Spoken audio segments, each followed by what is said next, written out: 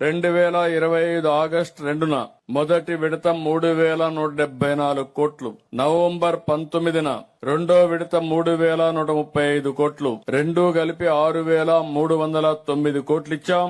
మూడో విడత 2,676 కోట్ల రూపాయలు మీ అకౌంట్ లో వేశాం.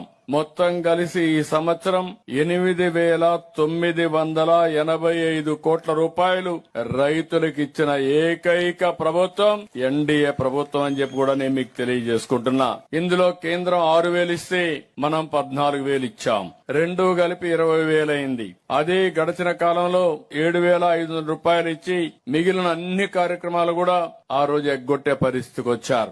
ఈ రోజు ఈ ప్రభుత్వం 7,500 నుంచి 14,000 చేశాం. అదే సమయంలో టెక్నాలజీనే కాకుండా అన్ని విధాల రైతుని ఏ విధంగా ఆదుకోవాలనో అన్ని విధాలా ఆదుకోవడానికి ముందుకు పోతున్నామని చెప్పి కూడా నేను మీకు తెలియజేసుకుంటున్నాను.